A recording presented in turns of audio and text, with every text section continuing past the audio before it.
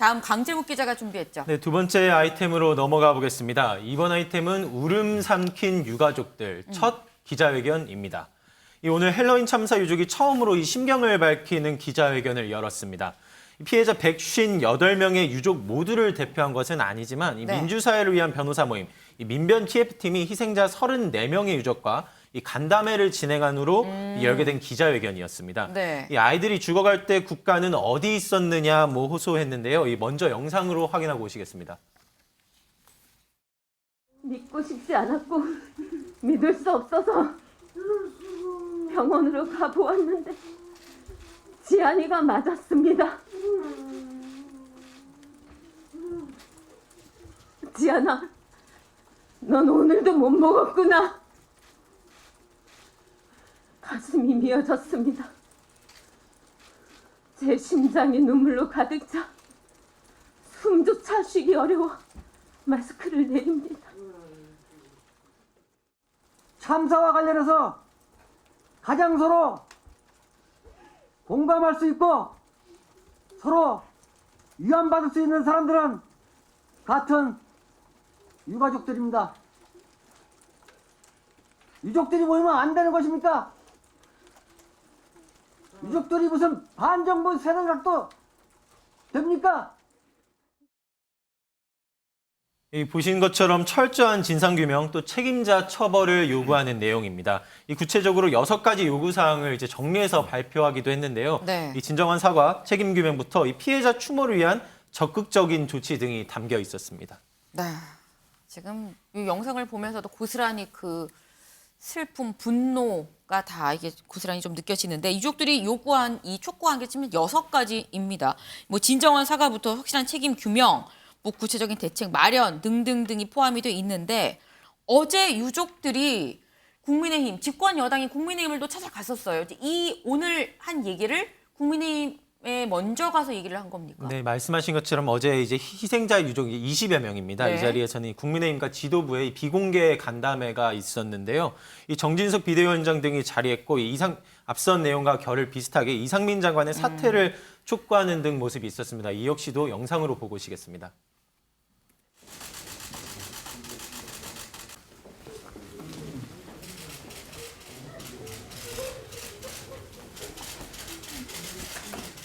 간담회 자리라고 하지만 사실은 유가족들 그 절절한 말씀을 좀 들어드리는 그런 시간이었죠.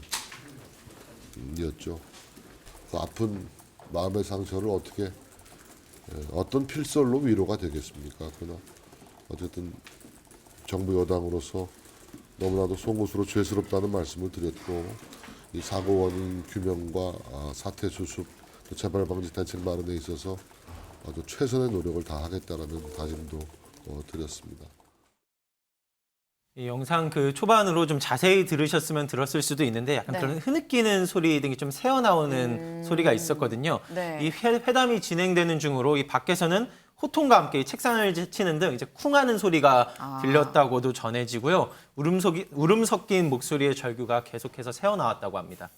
네, 사실 이 억장이 무너지는 이 유족들의 요구 중에는 2차 가해 방지책을 좀 마련을 해달라 이런 얘기도 있었습니다.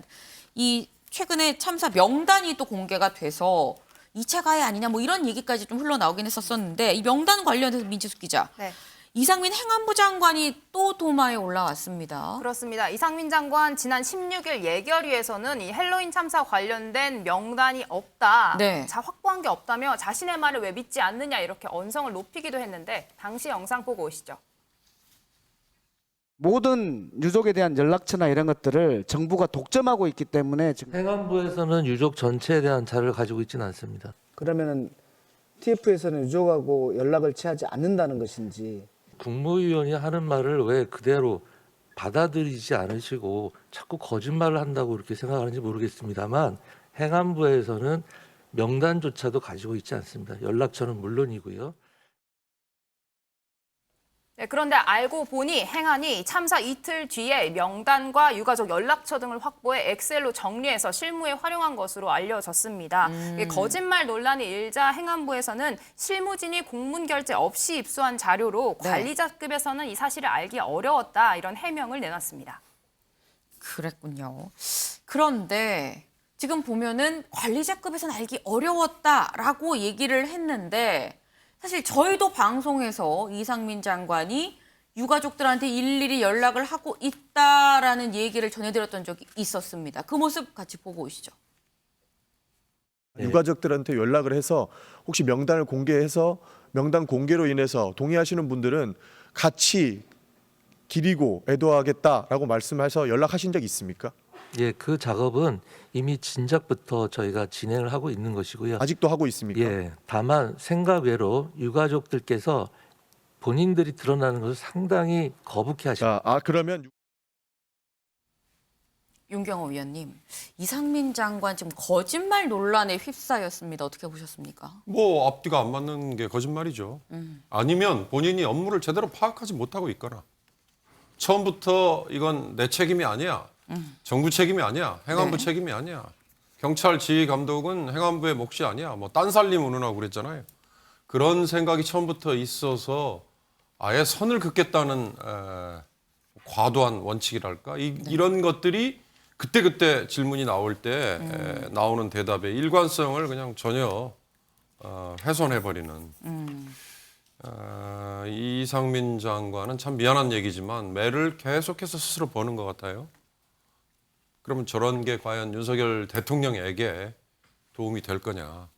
그러니까 과거에 세월호 때 주무부처 장관이었던 이주영 당시 해양수산부 장관에게 처음에는 갖은 질타가 쏟아졌죠. 그러나 네. 이주영 장관이 턱수염 수북하게 쌓여 있으면서 80 며칠간을 진도에서 아니면 유가족들 옆에서 정말 충심으로 옆에서 지키면서 소임을 다하고 그러고 난 다음에 물러났잖아요.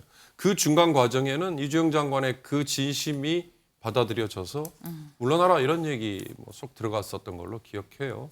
지금 이상민 장관이 그렇게 유가족들에게 그리고 국민이 보기에 이 일의 사후수습 정말 제대로 하고 있다라고 한다면 왜 그만두라는 얘기를 하겠어요. 근데 저렇게 얘기만 하면 서로 앞뒤가 안 맞는 이런 것들 때문에 아마 야당으로부터 좀 공세를 당하는 거 아닐까.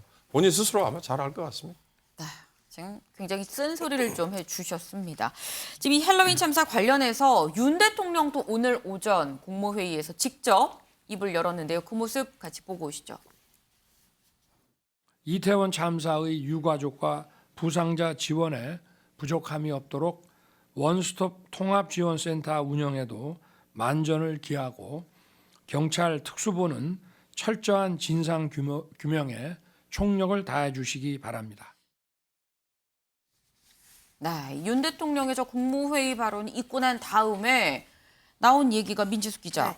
이 대통령실에서 지금 특별법을 제정하는 걸 검토하고 있다라는 얘기가 나왔었어요. 근데 또 아닌 것 같아요. 무슨 맞습니다. 얘기입니까? 오늘 오전 11시쯤에 네. 대통령실 핵심 관계자 발로 보도가 나왔죠. 네. 이 대통령실이 이태원 압사 참사 유가족들을 지원하기 위해 특별법을 검토하고 있다. 네. 이런 이야기가 나왔는데 하지만 2시간 만에 대통령실이 직접 아니다라는 해명 자료를 냈습니다. 네. 특별법 관련해 구체적으로 검토하거나 결정한 사실이 없다. 관련 사실 전면 부인했습니다.